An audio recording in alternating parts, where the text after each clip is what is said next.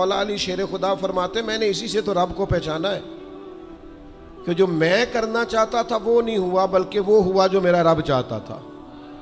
فرماتے میں نے کسی کام کے لیے سارے اسباب جمع کر لیے، جب نہیں ہوا تو میں سمجھ گیا یہ کرنا میرے اللہ نے۔ یہ تو اللہ کی بہت بڑی اس کے ہونے کی علامت ہے کہ آپ اس کی رضا پہ راضی رہیں۔ حضرت ابن وقاص رضی اللہ تعالیٰ عنہ بڑے مستجاب الدعوات تھے، جو دعا مانگتے تھے قبول ہو جاتی تھی، اللہ کا ان پر خاص انعام تھا۔ اور یہ بات بڑی مشہور ہو گئی، دور دور سے لوگ ان کے پاس دعائیں کرانے آتے تھے۔ خود وہ نابینا تھے، بینائی نہیں تھی۔ تو کچھ لوگوں نے ان سے کہا کہ آپ اپنے لیے بھی دعا کر لیں، تو فرمانے لگے میرے رب نے بڑا عرصہ مجھے آنکھوں کا نور عطا کیا ہے، اب وہ لے گیا ہے تو میں اپنے رب کی رضا پہ راضی ہوں۔ اب اس میں ہوتا کیا ہے، دکھ اور تکلیف اور اللہ کے فیصلے پہ راضی رہنے میں نا ایک خاص لذت بھی ہے۔ صرف سکھوں کا مزہ نہیں ہوتا، دکھوں کا بھی مزہ ہوتا ہے۔ ہاں زخموں کی بھی ایک لذت ہوتی ہے۔ یہ کبھی آپ کے کوئی زخم ہو جائے اور ٹھیک ہونے کے قریب آئے تو آپ اسے چھیڑ کے دیکھیں، اس کی بھی ایک لذت، دکھوں کا بھی ایک مزہ۔ سکھوں میں تو لوگوں کو رونا نہیں آتا، جو بڑے سکھی ہوتے ہیں وہ تو کعبے جا کے نہیں روتے، ناراض نہ ہوئیے گا مجھ سے، ان کو تو مدینے جا کے رونا نہیں آتا۔ یہ دکھ ایک ایسی چیز ہے جو بندے کے دل کو نرم رکھتے ہیں۔ یہ آزمائش ایک ایسی چیز ہے جس میں نفسانی قوتیں ختم ہوتی۔ کوئی نہ کوئی آزمائش انسان کے ساتھ رہے تو اللہ کے حضور حاضر رہتا ہے۔ دکھوں کو، بیماریوں کو، تکلیفوں کو کبھی بھی برا نہیں جاننا چاہیے۔ یہ تو انسان کو اللہ کے قریب کر دیتی ہیں، دلوں کو نرم کر دیتی۔ جن کو ہم بعض اوقات بڑی آزمائش سمجھ رہے ہوتے ہیں وہی تو خیر بن جاتی۔ حضرت جناب ایوب علیہ السلام شدید علیل ہو گئے، شدید بیمار ہیں، 16 سال گزر گئے بیماری کو۔ تو آپ کی اہلیہ نے ایک دن آپ سے کہا اللہ کے نبی ہیں، دعا ہی مانگ لیں، اللہ شفا دے دے۔ تو جناب ایوب علیہ السلام اپنی اہلیہ سے فرمانے لگے شفا کتنا عرصہ رہی ہے؟ انہوں نے کہا 60 سال۔ فرمایا بیماری کو کتنا عرصہ ہوا؟ کہا 16 سال۔ فرمانے لگے ذرا بیماری کو بھی 60 ہو لینے دے، پھر دعا مانگ لیں گے، ہو لینے دے ذرا 60 سال۔ اللہ کی رضا پہ راضی رہنے کا فیصلہ کیا۔ آپ کی زبان مبارک سے یہ جملے نکلے کہ 60 سال ہو جائیں گے تو کر لوں گا دعا، اللہ تعالیٰ نے اسی وقت شفا عطا فرما دی، ٹھیک ہو گئے جناب ایوب۔ کچھ دن گزرے نا تو آپ کی اہلیہ نے ایک سوال پوچھا، کہنے لگی ایوب یہ بتائیے آپ نے بیماری بھی دیکھی، شفا بھی دیکھی، بیماری ٹھیک تھی کہ شفا؟ تو آپ فرمانے لگے سارے دن ہی اللہ کے ہیں، جس حال میں رکھے ٹھیک ہے۔ وصل اچھا ہے نہ فراق اچھا ہے، یار جس حال میں رکھے وہی حال اچھا ہے، میں سارے دن اس کے ہیں۔ لیکن فرمانے لگے اگر تم مجھ سے پوچھو نا میری ذاتی رائے تو بیماری بڑی اچھی تھی۔ انہوں نے کہا یوں بیماری اچھی تھی؟ آپ فرمانے لگے جب میں بیمار تھا نا تو 24 گھنٹے میں ایک بار میرا رب میرا حال پوچھتا تھا۔ فرمایا 12 گھنٹے تو اس مزے میں گزر جاتے تھے کہ رب نے حال پوچھا ہے، اور پھر اگلے 12 گھنٹے میں انتظار کرتا تھا کہ میرا رب دوبارہ کب حال پوچھے گا۔ تو میں ان 24 گھنٹوں کی لذت نہیں بتا سکتا جو اس کے حال پوچھنے سے طاری ہوتی۔ تو فرمایا شفا تو مل گئی ہے پر اب وہ حال تو نہیں نہ پوچھتا۔ اب وہ میرے بھائی اس بیماری میں جو لذتیں ہیں، جو کرم نوازیاں ہیں، جو رحمتیں، ان کو بھی تو دیکھیں۔ اپنے کریم رب کی رضا پہ راضی تو رہے۔ آپ کو پتہ ہے دکھ کس کو کہتے ہیں؟ دکھ کی تعریف درویش یہ کرتے ہیں کہ ہماری مرضی اور ہے اور رب کا ارادہ کرم اور ہے، اس کا نام دکھ ہے۔ سکھ کیا ہے کہ ہماری بھی وہی مرضی ہے جو ہمارے رب کی مرضی ہے۔ اگر مالک کریم کا ارادہ کرم یہ ہے کہ لاکھوں کروڑوں مل جائیں تو الحمدللہ، اور اگر اس کا ارادہ کرم یہ ہے کہ ایک وقت روٹی ملے ایک وقت فاقہ ہو تو الحمدللہ۔ اللہ کے فیصلوں پر راضی رہنا۔ ڈھیر سارے لوگ دنیا میں ملتے ہیں جو کہتے ہیں جی مجھے یہ پریشانی ہے، میں سب طبیبوں حکیموں کے پاس گیا، پھر میں آستانوں درباروں مزاروں پہ بھی حاضر ہوا، اس کے بعد میں نے بڑے بڑے دانشوروں سے مشاورت کی، لیکن میرا یہ مسئلہ حل نہیں ہوتا۔ تو کیا ہوتا ہے پھر وہ انزائٹی کا، ڈپریشن کا، ٹینشن کا، ذہنی تناؤ کا شکار ہونے لگتے ہیں۔ یاد رکھیے گا کہ اگر سارے ڈاکٹروں، طبیبوں، حکیموں، دعاؤں، التجاؤں کے بعد بھی مسئلہ حل نہیں نہ ہو رہا، تو پھر معنی یہ ہے کہ رب کی رضا یہی ہے کہ جو کرم سے اس نے فیصلہ کر دیا ہم بھی اس فیصلے پہ راضی ہو جائیں۔ بے چینی اور اضطراب یہ ہے کہ اللہ کا فیصلہ کچھ اور ہے اور ہماری جد و جہد کچھ اور ہے، اس سے ذہنی اضطراب اور تناؤ پیدا ہوتا ہے، اس سے طبیعتیں بے چین اور بے قرار ہوتی۔ امام علی مقام رضی اللہ تعالیٰ عنہ کی زندگی یہ ہے، اس کو سمجھیے گا کہ جس طرح قرآن مجید نے حضرت یوسف علیہ السلام کے واقعہ کو احسن القصص کہا ہے نا، قصوں میں سے سونا قصہ، خوبصورت داستان جناب یوسف کی، اور داستان یہ ہے کہ کبھی وہ باپ کے سب سے زیادہ لاڈلے ہیں اور کبھی وہ جناب یوسف علیہ السلام کنویں کی زینت بن گئے، کبھی ان کے قریب گرم ہوا بھی نہیں آتی اور کبھی ان کے چہرے پر تماچے پڑتے ہیں۔ پھر وہ کنویں سے نکلتے ہیں تو ایک اور تکلیف سہتے ہیں کہ انہیں بازار میں بیچا جاتا ہے، پھر وہ اللہ کی فضل سے اور اس کی توفیق سے ایسی جگہ چلے جاتے ہیں جہاں انہیں شہزادہ بنا کے رکھا جاتا ہے۔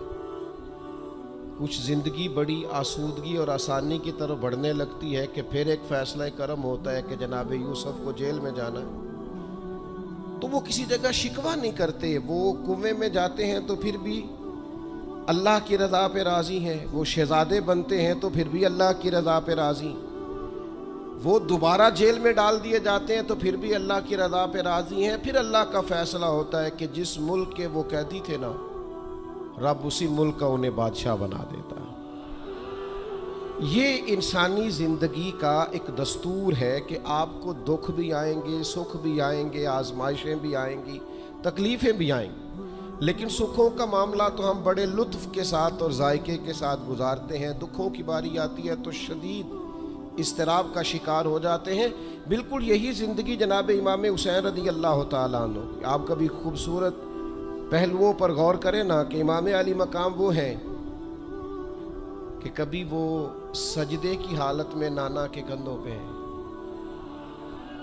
اور کبھی حضور گلی سے گزر رہے ہیں تو حسنین نانا کے کندھوں پہ ہیں۔ کبھی کیفیت یہ ہے جناب امام علی مقام رضی اللہ تعالیٰ عنہ کی کہ وہ اپنی والدہ کے مقدس کاشانہ نور میں خاتون جنت کی گود میں کھیل رہے ہیں، کبھی مولا علی شیر خدا رضی اللہ تعالیٰ عنہ کی مقدس باہوں میں جھول رہے ہیں۔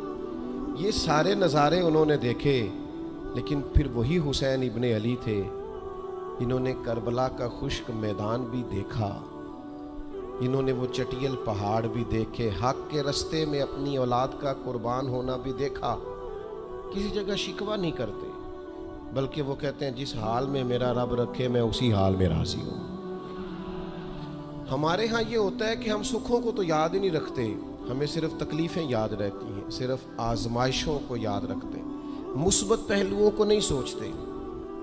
کوئی بھی کام آپ ہوتا ہوا دیکھ لیں گھر میں، خاندان میں، قبیلے میں، تو اس کے جو خوبصورت، معنی خیز، پروقار، اچھے پہلو، ان پر غور نہیں کریں گے۔ وہ ایک جگہ ایک پنچایت تھی، وہاں کسی خاتون نے شکوہ کیا کہ میرے خاوند نے مجھے یہ تکلیف دی ہے، یہ آزمائش میں مجھے مبتلا کیا ہے، یہاں سخت سست کہا ہے۔ تو ایک دانشور بزرگ بیٹھے تھے، تو لوگ کہتے ہیں کہ ان بزرگوں نے کہا بیٹا شادی کو کتنا عرصہ بیت گیا؟ تو اس نے کہا میری شادی کو 18 سال ہو گئے۔ تو اس نے کہا یہ جو تم لڑائی، فساد، جھگڑا، دنگا، پریشانی بتا رہی ہو یہ تو ایک دن کا ہے، باقی 18 سالوں کے بھی بات بتاؤ نا۔ تم نے ایک دن کا جھگڑا تو یاد رکھا اور اس ایک دن کے جھگڑے کے نتیجے میں آنے والی تکلیف کو بھی تم نے یاد رکھا، لیکن وہ جو 18 سال تمہارے اپنے شوہر کے ساتھ سکھی گزر گئے ان کا بھی تو تذکرہ کرو۔ تو کچھ دیر کی خاموشی کے بعد اللہ نے اس خاتون کے دل میں ٹھنڈک پیدا کی اور وہ کہنے لگی میرے شکوے دور ہو گئے ہیں، اب میں انشاءاللہ کوشش کروں گی کبھی دوبارہ اپنے شوہر کی شکایت نہ کروں۔ اب بات کو سمجھیں، ہم اپنی زندگی کی صرف شکایتیں یعنی دکھ ہی ہیں صرف زندگی میں، وہ دعا کر دیں جی میرے گھٹنے میں درد ہے، باقی جسم ٹھیک ہے نا ماشاءاللہ سارا، اس کا شکر بھی ساتھ ادا کریں۔ دعا کریں جی آج کل کاروبار نہیں چل رہا تو اس سے پہلے ساری زندگی ٹھیک چلتا رہا ہے نا، اس کا شکر بھی ادا کر لیں۔ قرآن مجید فرقان حمید ارشاد فرماتا ہے اللہ کے بندوں کی شان یہ ہے کہ رضی اللہ عنہم ورضوا عنہ، یہ بڑا خاص پہلو ہے۔ اللہ فرماتا ہے کہ اللہ ان سے راضی ہے اور وہ بھی اپنے اللہ سے راضی ہے۔ اللہ نے انہیں جس حال میں رکھا ہے وہ بھی اللہ سے راضی ہیں۔ ذالک الفوز العظیم، اللہ فرماتا ہے یہ بڑی کامیابی ہے، اللہ بھی ان سے راضی ہے اور وہ بھی اللہ سے راضی ہیں۔ امام غزالی رحمۃ اللہ تعالی علیہ سے کسی نے پوچھا یہ بندے کا اللہ سے راضی ہونے کا کیا مطلب ہے؟ تو امام صاحب فرمانے لگے رب تو کریم ہی بڑا ہے، یتیم کے سر پہ ہاتھ پھیر دو راضی ہو جاتا ہے، وہ طوائف کتے کو پانی پلا دے تو مالک راضی ہو جاتا ہے، وہ تو مہربانی بڑا ہے، تم نے رو کے 2 آنسو بہا دیے وہ راضی ہو جاتا ہے۔ فرماتے بندے کا مسئلہ ہے، مسئلہ تو بندے کا ہے، یہ راضی ہوتا ہی نہیں، یہ ہر وقت شکوے کرتا ہے، ہر وقت شکایات کرتا ہے، ہر وقت اس کا ذہن الجھا رہتا ہے، ہر وقت کوئی نہ کوئی نئی چیز کا مطالبہ کرتا ہے۔ نبی رحمت نور مجسم شفیع معظم صلی اللہ تعالی علیہ وسلم ارشاد فرماتے ہیں تم نہ اللہ کے دیے ہوئے تھوڑے رزق سے راضی ہو جاؤ، وہ بھی تمہاری تھوڑی عبادت سے راضی ہو جائے گا۔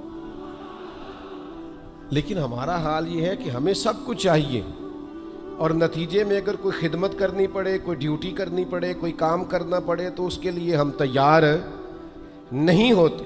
عزیز بھائیوں سمجھیے گا، غور فرمائیے گا، توجہ کیجیے گا اس بات پر کہ ہمیں ہر حال میں اپنے رب سے راضی رہنا۔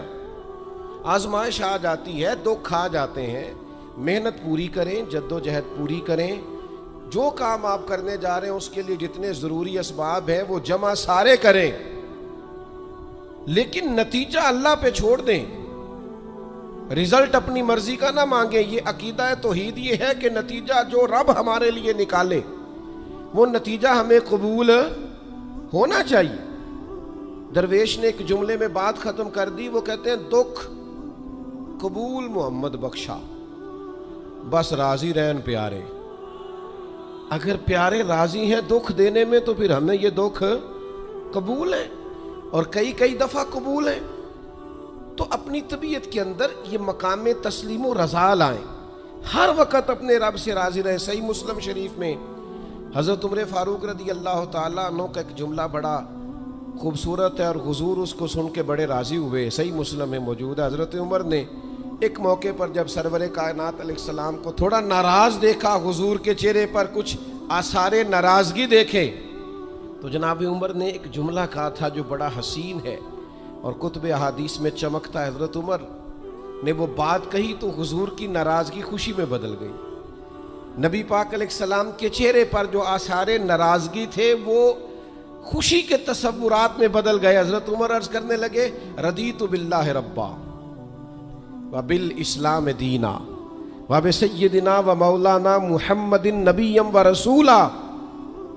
حضرت عمر نے حضور کو ناراض دیکھا تو کہنے لگے یا رسول اللہ، ہم اللہ کے رب ہونے پہ راضی ہیں، اسلام کے دین ہونے پہ راضی ہیں، اور اللہ نے آپ کو ہمارا نبی اور رسول بنایا، ہم اس بات پر بڑے راضی ہیں۔ ہم راضی ہیں کہ اللہ ہمارا رب ہے، اسلام ہمارا دین ہے، اور محمد صلی اللہ علیہ وسلم ہمارے نبی اور رسول ہیں، بڑے راضی ہیں۔ بس یہ رضا والا جملہ کہا تو اللہ کے رسول خوش ہو گئے۔ تو اللہ سے راضی رہیں، آپ کے تصورات میں شکوے پیدا نہ ہو، شکایتیں نہ ہو، الجھے نہیں۔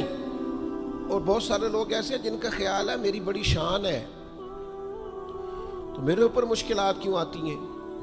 دوست اکثر کہتے ہیں جی میں صدقہ بھی دیتا ہوں، نمازیں بھی پڑھتا ہوں، دل किसी का न दुखे, इसके लिए भी पूरी कोशिश करता हूँ। मेरा ज़िंदगी का मिजाज ये है कि मैं कोशिश करता हूँ कि किसी को मेरे लहजे से, अंदाज से, उठने बैठने से अजियत न पहुँचे, लेकिन फिर भी मुझे मसाइब आते हैं। हम उन्हें कहते हैं आप इबादत करें, मेहरबानी फरमाएं, तजारत तो ना करें। आपकी राय ये है कि मैंने सदका दे दिया, मुसीबत कोई ना आए, मैंने नमाज पढ़ ली, मुशक्क़त कोई ना आए। तो कानून कुदरत ये है कि हुजूर अलैहिस्सलातु वस्सलाम फरमाते हैं सबसे ज़्यादा तकलीफ़ें आती अंबिया पे हैं, और हुजूर फरमाते हैं मैं अल्लाह का लाडला महबूब हूँ, मेरे ऊपर सबसे ज़्यादा तकलीफ़ें आई।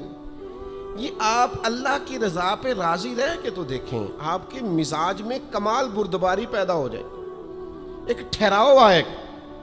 ये दोस्त इंतज़ामात कर रहे होते हैं ना, प्रोग्रामों के, इज्तिमात के, महफिल के, तो मैं एक ही बात सबसे करता हूँ, मैं कहता हूँ आपने ना बुर्दबार रहना है, आपने तहम्मुल से रहना है। हम देहाती लोग हैं, तो हमारे यहाँ शादियाँ होती थी ना, तो शादियों पे रिश्तेदार इकट्ठे होते थे, तो सिर्फ ये फिक्र नहीं होती थी कि खाना पूरा हो जाए, सिर्फ इतनी फिक्र नहीं होती थी कि इनके सोने का इंतज़ाम हो जाए, एक फ़िक्र और भी होती थी कि बंदे बड़े इकट्ठे हुए हैं, सारे बरादरी इकट्ठी हुई है, कितने लड़ ना पैन आपस में। हमारे यहाँ ना चढ़ाने वाले ज़्यादा ख़तरनाक नहीं होते, चिढ़ने वाले ज़्यादा ख़तरनाक होते हैं। जो ज़रा सी बात पे गुस्से में आ जाएं, ज़रा सी बात पे चिढ़ जाएं, कहीं सुकून ही नहीं, ठहराव ही नहीं ज़िंदगी में। अल्लाह की रज़ा पे राज़ी रहे। मेरे रब ने जहाँ मुझे रखा है सबसे ज़्यादा बाकमाल रखा है। जहाँ मैं हूँ खुदा जाने बुलंदी है कि पस्ती, पर जहाँ मैं हूँ वहाँ कोई नहीं है। आप अपने रब की रज़ा पे राज़ी रहें कि मेरी जहाँ ड्यूटी है, क्या ही बात है, मेरी जहाँ ड्यूटी, हज़रत सिद्दीक़ अकबर को अमीरुल मोमिनीन बनाया गया, लेकिन जनाब बिलाल हबशी के पास मदीने वाले महबूब के मेहमानों की जिम्मेदारियाँ थी, मस्जिद नबवी की कुंजियाँ थीं। कमाल उनका भी बड़ा है और कमाल बिलाल हबशी का भी बड़ा है, हालांकि वो तो मस्जिद में झाड़ू देते थे, खिदमत करते थे। तो आप अल्लाह की रज़ा पे राज़ी रहें, जहाँ रब ने आपको रखा है, जिस मकाम पे रखा है वहाँ आप राज़ी रहें। आपको इत्मीनान महसूस होगा, आप सुकून में आ जाएंगे, दिल में ठंडक महसूस करेंगे, परेशानियों से निकलेंगे। ये हदीस देखिए, इमाम गज़ाली ने लिखी है, नबी पाक सल्लल्लाहु ताला अलैहि वसल्लम के पास ना सहाबा की एक जमात आई। उन्होंने अर्ज़ की, या रसूल अल्लाह सल्लल्लाहु अलैहि वसल्लम, हम ईमानदार हैं। तो हुजूर ने फरमाया, तुम्हारे ईमान की निशानी क्या है? तुम साहिब ईमान हो तो दलील क्या है? उन्होंने अर्ज़ की, या रसूल अल्लाह, ये ज़रा दलील सुनना। अर्ज़ करने लगे, या रसूल अल्लाह, मुसीबत आए तो सब्र करते हैं, नेमत मिले तो शुक्र करते हैं, और या रसूलल्लाह रब जो फैसले कर दे हम उस पर राज़ी रहते हैं। हुजूर फरमाने लगे, काबे के रब की कसम, तो वाकई ईमानदार लोग हो। अगर तुम अल्लाह के फैसलों पे राज़ी हो, अगर तुम नेमतों पे शाकिर हो, मसाइब पर साबिर हो, तो तुम वाकई मोमिन हो। तो ये याद रखें अच्छी तरीके से कि हमेशा अपने आप को अपने रब के फैसलों पे राज़ी रखें, हमेशा कोशिश करें कि मुकद्दर से शिकवा न करें, तकदीर से शिकायत ना करें। जो हमें नहीं मिला उसके बारे में अपनी तबीयत के अंदर तड़प और तलब ना पैदा करें। बस जो फैसला रब ने कर दिया उस फैसले पर हमेशा राज़ी रहें। ये करके देखें। हज़रत अनस बिन मालिक रज़ी अल्लाह ताला अन्हु फरमाते हैं, एक पूरी जमात जन्नत में जाएगी लोगों की। फरिश्ते उनसे पूछेंगे कि मियाँ हिसाब दे आए हो? तो वो कहेंगे, हमें तो किसी ने हिसाब पूछा ही नहीं। उनसे पूछा जाएगा, पुल सिरात देखी है? कहेंगे नहीं, हमने तो नहीं देखी। उनसे पूछा जाएगा कि मिज़ान अमल? तो उन्होंने कहा नहीं, बिल्कुल नहीं। तो कहा, अच्छा तुम बड़े ख़ास लोग हो, दुनिया में करते क्या रहे हो? तो कहेंगे, करते कुछ भी नहीं थे, रब के फैसलों पे राज़ी रहते थे। और तिबरानी में एक रवायत ऐसी भी मौजूद है कि हुजूर फरमाते हैं, रब कहता है जिसने मेरे फैसलों पे राज़ी नहीं रहना वो रब कोई और ढूंढ ले। अगर तुम मेरे फैसले पे राज़ी ही नहीं हो, ओ भाई, मैं अपने इदारे का सरबराह हूं, जो मेरा फैसला नहीं मानेगा वो निकलेगा इदारे से। میں اپنی جماعت اور تنظیم کے تعلق سے کوشش کروں گا کہ امیر کی اطاعت کا سبق دوں. اگر کوئی نظم و ضبط درست نہیں کرے گا، یہ ایک حال ہے یہاں کے جو مینجمنٹ کے کام ہے، معاملات ہیں، ایک سربراہ احباب نے بنایا ہوتا ہے. اب اس کی اگر بات نہیں مانے گا کوئی ورکر، کوئی کام کرنے والا، تو یقیناً وہ کہیں گے کہ میاں آپ بات نہیں مان رہے، تمہارا نظم و ضبط خراب ہوتا ہے. لہذا اگر آپ نے ہمارے نظم کے اندر نہیں رہنا تو آپ نکل جائیں. تو اللہ کے فیصلوں کو جو لوگ تسلیم نہیں کرتے، اللہ کے فیصلوں کو جو لوگ تسلیم نہیں کرتے، یقیناً وہ کمزور ہو جاتے ہیں. آج بڑے لوگ ہیں جو وظیفے پوچھتے ہیں، اللہ کیسے راضی ہوگا؟ بتاؤں وظیفہ آپ کو. امام غزالی لکھتے ہیں کہ حضرت موسیٰ کلیم علیہ السلام نے اللہ کے حضور عرض کیا، مالک میری قوم پوچھتی ہے تو کیسے راضی ہوگا؟ ہم تجھے راضی کرنا چاہتے ہیں تو کیسے راضی ہوگا؟ تو حضرت موسیٰ علیہ السلام سے رب کریم نے فرمایا، ان سے جا کے کہہ دو کہ مجھ سے راضی ہو جائے، میں بھی ان سے راضی ہو جاؤں. یہ اپنے رب سے راضی رہیں، جو رب ان کے لیے فیصلہ کرے. وہ حضرت سفیان ثوری دعا مانگ رہے تھے نا، یا اللہ راضی ہو جا، یا اللہ راضی ہو جا، یا اللہ راضی ہو جا. تو حضرت رابعہ بصریہ رحمۃ اللہ علیہا بھی پردے کے پیچھے بیٹھی تھیں. تو جب انہوں نے بہت زیادہ اس دعا پر اصرار کیا نا، یا اللہ راضی ہو جا، تو پردے کے پیچھے سے بول پڑی، کہنے لگی سفیان اب کچھ اور نہ مانگے، اللہ سے آگے نہ چلے. جناب سفیان کہنے لگے میں دعا ہی کر رہا ہوں کہ یا اللہ تو راضی ہو جا. تو فرمانے لگی پہلے اپنے دل پہ ہاتھ رکھ کے بتائیں آپ اللہ سے راضی ہیں؟ آپ تو کہتے ہیں یہ ہے تو یہ نہیں ہے، کبھی یہ بھی مل جائے نا. اگر آپ ناراض نہ ہوں تو پہلے خیال تھا ایک سواری مل جائے، چاہے موٹر سائیکل ہی ہو، مل گئی. اب بڑے پریشانی ہوتی ہے، کبھی 4 ٹائروں والی ہوتی نا، وہ بھی مل گئی، دے دی. طلب ہی یہ تھی. اب خیال آتا ہے کبھی تھوڑی سی بڑی مل جائے نا، وہ بھی مل گئی. اب جن کی ذرا گاڑیاں اونچی ہیں، ٹائر چوڑے ہیں، وہ پریشان کرتے ہیں، تو بندہ تو روک ہی نہیں رہا کہیں. تو حضرت کلیم سے رب نے فرمایا ان سے کہو مجھ سے راضی ہو جائے، میں بھی ان سے راضی ہو جاؤں. لیکن ہماری طبیعت کی بے چینی، ہمارے مزاج کی بے قراری، ہمارے لب و لہجے کا وہ عالم کہ ہم خوش نہیں ہوتے. ڈھیر سارے لوگ ہیں، آپ کچھ بھی کر لیں، کچھ بھی گھر میں لے آئیں، کچھ بھی ہو جائے، کتنی بھی نعمت مل جائے، ان کا مزاج اس طرح کا بن جاتا ہے، خوش نہیں. میں اکثر دوستوں سے کہتا ہوں کہ بعض دوست ایسے ہیں جن کا انداز اس طرح کا ہے کہ ان کو کوئی بھی نعمت مل جائے تو ان کی طبیعت سکون پذیر نہیں ہوتی. حضرت عبداللہ ابن عمر رضی اللہ تعالیٰ عنہ صحابہ میں سے بڑے صالح آدمی ہیں، نیک آدمی ہیں، حضرت عمر کے صاحبزادے ہیں، اور اللہ کے حبیب علیہ السلام نے فرمایا یہ بڑے نیک ہیں. تو سیدنا عبداللہ ابن عمر رضی اللہ تعالیٰ عنہ کے نا ایک صاحبزادے بیمار تھے.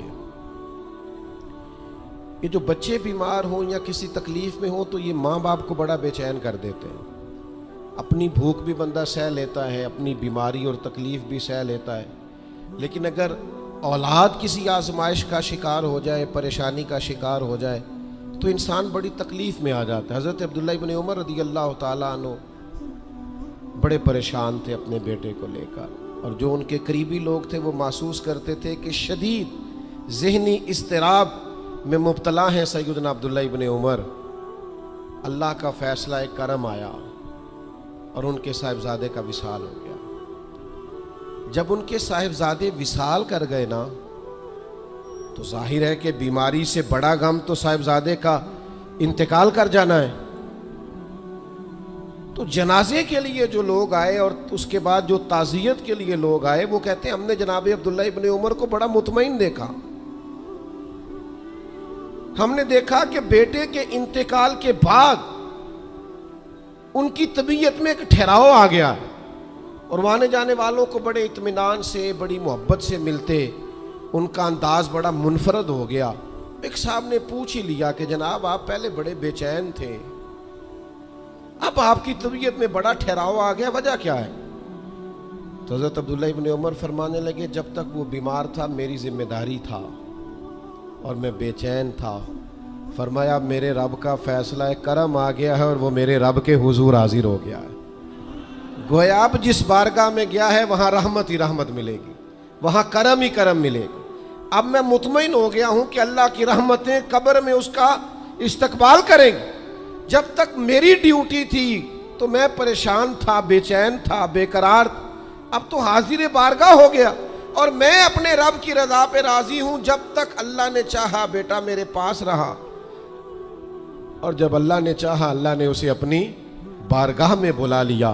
میرے بھائیو یاد رکھیے گا, ہمیشہ اس بات کو اپنے ذہن میں بٹھائیے گا کہ زندگی کے اندر کبھی بھی اللہ کے فیصلوں پر شکوہ کرنا اور اللہ کے فیصلوں پر اظہار ناراضگی کرنا معاذ اللہ, اس سے اپنے دامن کو ہمیشہ بچا کے رکھیں اور پناہ میں رکھیں اپنے دامن کو کہ کبھی بھی انسان اس طرح کا نہ ہو جائے. میں دیکھتا ہوں شدید بے چینی یہ ہمارے ماحول میں, اللہ تعالیٰ معاف فرمائے, جو لوگوں سے شدید ایک دوسرے سے ہماری طبیعتیں کھنچ جاتی ہیں اور تناؤ اور کھنچاؤ پیدا ہو جاتا ہے, اور پھر لوگ ڈپریشن میں چلے جاتے ہیں. حتیٰ کہ بعض لوگ معاذ اللہ انتہائی قدم اٹھاتے ہیں, خودکشی کی طرف بڑھ جاتے ہیں. اور بڑے بڑے پڑھے لکھے لوگوں کا ہم ایسا رجحان دیکھتے ہیں کہ وہ عجیب پریشانی کن گفتگو کرتے ہیں, بس اس کا ارادہ تھا ملک سے باہر جانے کا اور وہ حالات سازگار نہیں ہوئے, کسی وجہ سے نہیں جا سکا. تو بھائی سارے لوگ نہیں جا پاتے. آپ ڈھیر سارے لوگوں سے پوچھ لیجئے گا کہ وہ زندگی میں کچھ اور کرنا چاہتے تھے لیکن اللہ کا ارادہ کرم ان کے لیے کچھ اور تھا. اور یہ ایک ایسی اللہ کی توحید کی علامت ہے کہ